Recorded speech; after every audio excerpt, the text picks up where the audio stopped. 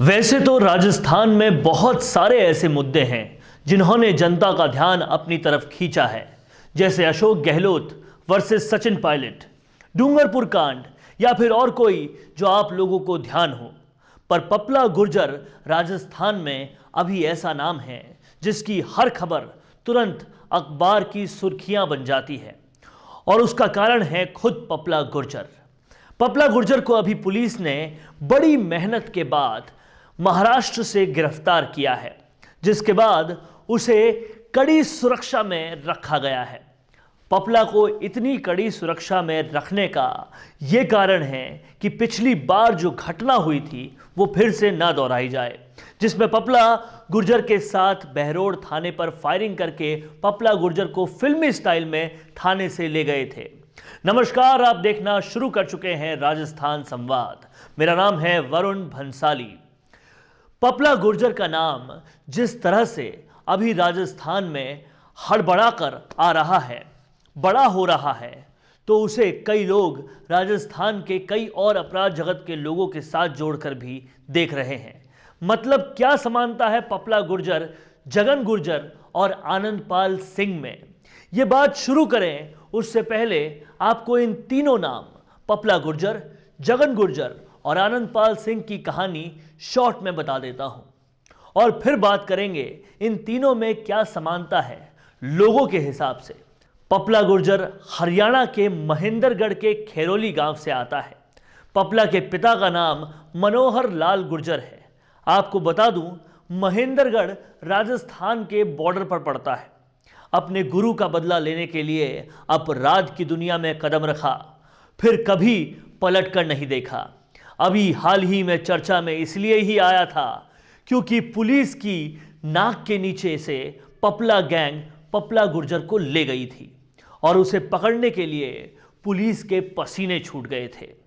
इसके बाद बात की जाए जगन गुर्जर की, तो जगन गुर्जर राजस्थान का एक जिला है धौलपुर। यह जिला तीन तरफ से बिहड़ों से घिरा हुआ है। इन बिहड़ों में हमेशा से डकैतों का राज रहता है। धौलपुर में इन्हीं बिहड़ों में घिरा हुआ एक इलाका है जिसे डांग कहते हैं। इस डांग में पनाह लेकर डकैती की दुनिया में दाखिल हुए इस इलाके के सबसे बड़े डकैत का नाम है जगन गुर्जर। जगन गुर्जर धौलपुर के डांग के भुवतीपुरा का ही रहने वाला है। 1994 में उसके जीजा की हत्या हो गई थी। इसी हत्या का बदला लेने के लिए उसने गांव के ही एक आदमी का कत्ल कर दिया। पुलिस से बचने का कोई उपाय न देखकर वो अपनी पत्नी और तीनों भाइयों के साथ चंबल में ही उतर गया। उसने अपना गैंग बना लिया और डकैती शुरू कर दी। जगन गुर्जर ने अपनी पत्नी और भाइयों के साथ मिलकर राजस्थान, मध्य प्रदेश और उत्तर प्रदेश में फैले चंबल में अपनी धाक जमा ली और चंबल का बादशाह बन गया। उसका खौफ इतना था कि उसके गांव में करीब 10 सालों तक कोई शादी नहीं हुई थी। खुद जगन के पिता गांव छोड़कर चले गए थे। गांव के अधिकांश लोग भी जगन की दहशत की वजह से गांव से भाग गए थे।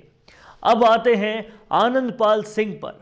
राजस्थान का वो लड़का जो पढ़ना चाहता था, गांव का वो युवक जो टीचर बनना चाहता था, एक नौजवान जो सियासतदार बनते बनते प्रदेश का सबसे बड़ा गैंगस्टर बन गया। एक लॉ ग्रेजुएट और बीएड होने के बावजूद उसने न सिर्फ जुर्म का रास्ता चुना और गुनाहों की स्याह दुनिया में गहरी पैठ होने के बाद भी फर्राटेदार इंग्लिश बोलकर एक सोफिस्टिकेटेड इमेज बनाने में कामयाब रहा। नागौर के इलाके का आनंदपाल कभी शिक्षक बनना चाहता था, लेकिन जिंदगी के उसे किसी और रास्ते पर ले गई। बीएड की पढ़ाई करते करते उस पर सियासत का भूत सवार हो गया। 2000 में जिला पंचायत के चुनाव हुए। आनंदपाल ने पंचायत समिति का चुनाव लड़ा और फिर जीत गया। इसके बाद पंचायत समिति के प्रधान का चुनाव होना था। आनंदपाल सिंह ने निर्दलीय प्रत्याशी के तौर पर पर्चा भर दिया। उसके सामने था कांग्रेस का कद्दावर नेता हरजीराम बुरकड़ का बेटा जगन्नाथ बुरकड़। यह चुनाव आनंदपाल महज 2 वोट के अंतर से हार गया।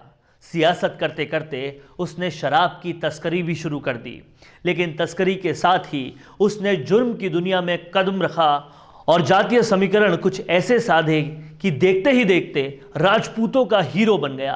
कहते हैं आनंद पाल ने सबसे पहले अपने करीबी दोस्त जीवन राम को ही मौत के घाट उतार दिया। दरअसल आनंद पाल मदन सिंह राठौड़ की हत्या का बदला था। यह तो थी राजस्थान के 3 ऐसे नामों की कहानी जिनके नाम से अच्छे अच्छे लोगों के पसीने छूट जाते हैं।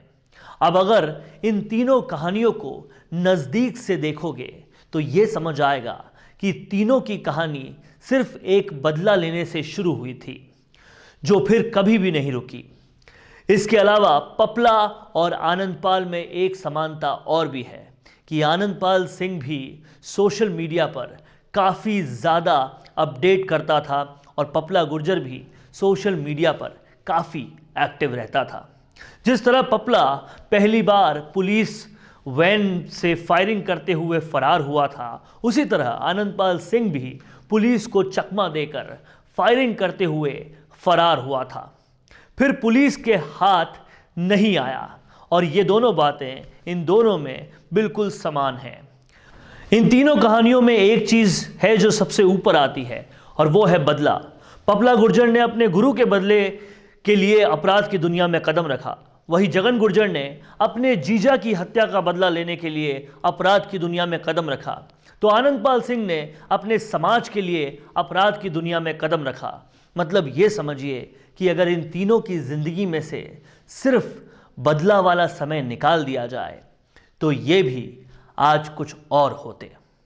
इस पूरी रिपोर्ट पर आपको क्या लगता है, ये हमें कमेंट करके आप बता सकते हैं। साथ ही अगर आपने हमारे चैनल को अभी तक सब्सक्राइब नहीं किया है तो तुरंत सब्सक्राइब कर लीजिए, जिससे हर खबर आपके पास सबसे पहले आए, और बेल आइकन भी प्रेस कर दीजिए ताकि हर अपडेट आप तक लगातार पहुंचता जाए। धन्यवाद।